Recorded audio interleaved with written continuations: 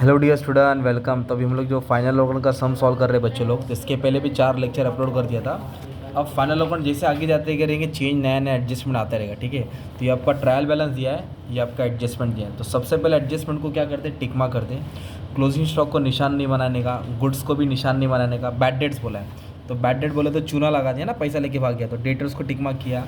Furniture बोला तो furniture को ढूंढ के क्या करना है, टिक मार्क कर देने का। ठीक है, फिर इधर बोला है इंश्योरेंस प्रीपेड। ठीक है, जहाँ इंश्योरेंस मिला उधर निशान बना देंगे आप लोग, इंश्योरेंस प्रीपेड। ओके, तो फाइनल अकाउंट में सबसे पहले आपको क्या बनाना है, ट्रेडिंग अकाउंट बनाना है। ट्रेडिंग अकाउंट वो है जो फैक्ट्री के रिलेटेड रहता है, डायरेक्ट एक्सपेंस। ये तुम्हारा प्रॉफिट एंड लॉस बोले तो ऑफिस के रिलेटेड रहेगा। ये तुम्हारा कैपिटल अकाउंट है, ऑप्शनल रहता है, नहीं बनाएगा तो भी चलता, पर बनाने की आदत डालो। ठीक है, तो ये कैपिटल अकाउंट है, ये तुम्हारी बैलेंस शीट है। लाइबिलिटीज़ बोले तो कर्जा, एसेट बोले तो प्रॉपर्टी है। तो सबसे पहले कहाँ से पोस्टिंग करना है, यहाँ से, डेबिट साइड से। ओके, तो आओ स्टार्ट करते। तो स्टार्ट करने से पहले आपको क्या करना है, ट्रेडिंग अकाउंट का दुल्हन के जैसे सजा दो। तो इधर लिखेंगे डेबिट। डेबिट में क्या आएगा, सबसे पहले ओपनिंग स्टॉक क्या आएगा, यहाँ ओपनिंग स्टॉक लिखने का। तो यहाँ क्या लिख देने का, क्लोजिंग स्टॉक। क्या लिखेंगे आप लोग, क्लोजिंग स्टॉक। ओके, फिर लिखने का परचेस। क्या लिखने का, परचेस मतलब माल खरीदा। इधर लिखेंगे सेल्स मतलब माल बेचा। तो याद रखना है, परचेस से परचेस रिटर्न क्या होता है, माइनस, और सेल्स से सेल्स रिटर्न क्या होता है, माइनस होता है। ठीक है, सेल्स रिटर्न को रिटर्न इनवर्ड बोलते हैं, इसको रिटर्न आउटवर्ड बोलते हैं, बाद में देखेंगे। कैपिटल में ना, इधर डेबिट में ड्राइंग आता है, क्या आता है, ड्राइंग। तो to drawing, D for debit, D for drawing. इधर कैपिटल आएगा तो उसको ऐसे लिखेंगे, बाय बैलेंस ब्रॉट डाउन। क्या करके लिखेंगे, बाय बैलेंस ब्रॉट डाउन। चलो, ये अपना ईयर एंड हो रहा है 2025 को सपोज। तो ये ओपनिंग स्टॉक है, क्या ये स्टार्टिंग है ना 1 अप्रैल, तो ओपनिंग स्टॉक। तो ओपनिंग स्टॉक किधर आएगा, ट्रेडिंग अकाउंट में। किधर आएगा, और ये डेबिट बैलेंस है, डेबिट में आएगा तो 32,500। ठीक है, एडजस्टमेंट नहीं रहता है, इसके लिए अमाउंट बाहर डाल दिया। फिर बोला है परचेस। परचेस बोले तो माल खरीदा, तो जो भी माल खरीदेंगे फैक्ट्री में रखेंगे ना यार, तो ट्रेडिंग अकाउंट 44,500 यहाँ लिख दिया हमने। और इस पर एडजस्टमेंट रहेगा परचेस रिटर्न। तो इधर परचेस रिटर्न है क्या, नहीं है, तो अब क्या करेंगे, डैश मार के अमाउंट बाहर आ जाएगा। ओके, रहता तो माइनस करते। फिर बोला डेटर्स। डेटर्स का मतलब कस्टमर होता है, क्या होता है, कस्टमर से पैसा लेना है, लेना है। तो डेटर आपका एसेट्स है, डेटर क्या है, एसेट। और जो क्रेडिटर्स होता है ना, वो तुम्हारा लाइबिलिटीज़ होता है, क्या होता है, बिल रिसीवेबल तुम्हारा एसेट्स होता है, और बिल्स पेबल तुम्हारा लाइबिलिटीज़ होता है। इन्वेस्टमेंट तुम्हारा एसेट होता है, लोन तुम्हारा लाइबिलिटीज। आया तो बता दिया, 80,000 दिया डेटर्स। अब इसको मैं अंदर लिख रहा हूँ क्योंकि एडजस्टमेंट दिया है ना, तो उसको सॉल्व करेंगे बाद में। ओके, फिर बोला है बिल रिसीवर। क्या बोला है, तो बिल रिसीवर एसेट है ना 20,000, कितना दिया है, 20,000। एडजस्टमेंट नहीं है, इसके लिए अमाउंट किधर आया, बाहर। इन्वेस्टमेंट मतलब पैसा जमा किया, शेयर्स में इन्वेस्ट किया रहेगा किधर भी, या गोल्ड में, तो इन्वेस्टमेंट एसेट्स होता है। तो मैंने शॉर्ट में फॉर्म में डाल दिया, और पर इसका अमाउंट बाहर क्यों होगा, क्योंकि एडजस्टमेंट नहीं है। फिर बोला इंश्योरेंस। क्या बोला है, insurance, rent, office expense, general expense, sundry expense, interest, discount, commission, bad debt, ये सब ऑफिस का खर्चा होता है। किधर आएगा, प्रॉफिट एंड एक्सपेंस है ना, तो किधर आएगा, प्रॉफिट एंड लॉस। तो ये इंश्योरेंस का अमाउंट है ना तुम्हारा, कहाँ आएगा मालूम है, अंदर आएगा, क्योंकि इसके ऊपर एडजस्टमेंट बोला है, प्रीपेड। फिर बोला रेंट। क्या बोला है, तो रेंट भी ऑफिस का ही खर्चा होता है, तो ऑफिस का खर्चा किधर आएगा, प्रॉफिट एंड लॉस में। रेंट कितना दिया है, 2,000, एडजस्टमेंट नहीं तो अमाउंट बाहर आएगा। फिर बोला है प्लांट एंड मशीनरी, बंगला, गाड़ी, बैंक बैलेंस, तो ये एसेट्स होता है, जैसे लिखेंगे प्लांट और मशीनरी 15,000 बोला, एडजस्टमेंट नहीं है, इसके लिए अमाउंट बाहर आ जाएगा। ठीक है, फिर बोला है सैलरीज। क्या बोला है, सैलरीज तो देखो दो होता है, एक होता है वेजेस। क्या होता है, वेजेस है ना फैक्ट्री वालों को मिलता है ना, रोज़ की हाजिरी, राइट। और सैलरी ऑफिस वालों को मिलता है, जो लैपटॉप में कंपनी में खेलते रहता है ना डे में, सूट वूट पहन के। ओके, तो ऑफिस का खर्चा होता है, तो इसके लिए प्रॉफिट एंड लॉस में लिख दिया। क्या लिख दिया, प्रॉफिट एंड लॉस में। ऑफिस एक्सपेंस आया, आग बंद करके किधर लिखने का है, प्रॉफिट एंड लॉस में। फैक्ट्री एक्सपेंस आता तो ट्रेडिंग में आता है ना, ऑक्ट्रा है, टोनला का, कैरेज इनवर्ड, ये लिखेंगे ऑफिस एक्सपेंस। ठीक है, कितना दिया है, 1850। फिर बोला है बैड डेट। बैड डेट बोले तो चूना लगा दिया, जो पैसा लेके भाग गया। अमाउंट विच इज़ इरिकवर, जो पैसा रिकवर होने वाला नहीं है, 500 दिया है, तो इधर लिख दिया 500। ठीक है, अब इसके बाद क्या बोला है, फर्नीचर। क्या बोला है, तो फर्नीचर क्या होता है, तुम्हारा एसेट्स होता है। फर्नीचर बोले तो प्रॉपर्टी होता है ना, ये तुम्हारा एसेट्स है। ठीक है, और इसका अमाउंट है 12,500। अंदर क्यों लिखा, क्योंकि एडजस्टमेंट। अब फर्नीचर के बाद बोला कैश बैलेंस, बैंक बैलेंस, रोकड़ा है ना, कैश बैंक, तो रोकड़ा क्या होता है, एसेट्स होता है। कैश बैलेंस और बैंक बैलेंस, इसका अमाउंट दिया है, एक का 5,000 दिया है, 775। तो हमने क्या किया, डेबिट साइड की पोस्टिंग कर दी। तो जो डेबिट साइड है डेबिट में आता है, या तो ट्रेडिंग के डेबिट में आएगा, या तो पीएनएल के डेबिट में आएगा, या तो कैपिटल के डेबिट, या तो एसेट्स में आएगा, है ना। वैसे भी आपको कहाँ की पोस्टिंग करना है, क्रेडिट साइड की। कहाँ की करना है, क्रेडिट। तो क्रेडिटर्स मतलब उधारी देना है सप्लायर को, है ना। तो डेटर अगर एसेट्स है तो क्रेडिटर अपना क्या लेगा, लाइबिलिटी। क्रेडिटर्स क्या रहेगा, बिल्स पेबल। बिल रिसीवेबल बोले तो एसेट होता है क्योंकि पैसा आने वाला है, तो बिल्स पेबल लाइबिलिटी। शॉर्टकट में मैंने लिखा, आप लोग फुल फॉर्म डाल देना।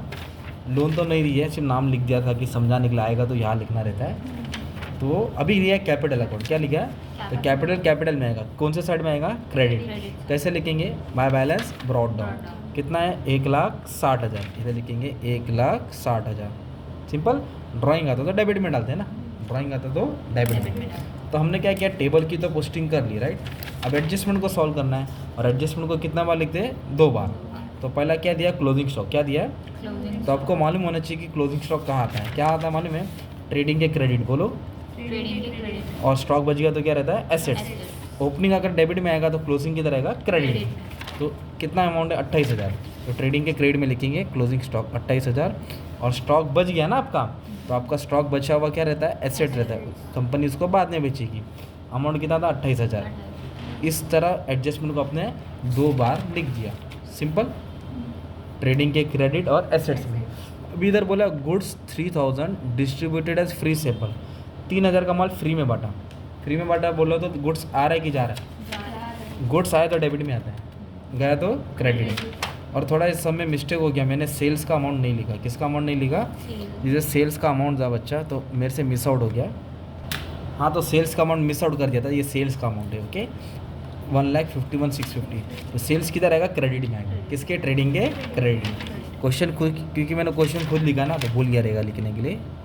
और सेल्स रिटर्न नहीं थी, इसके डैश मार के अमाउंट किधर आ गया था, बाहर आ गया था, ठीक है।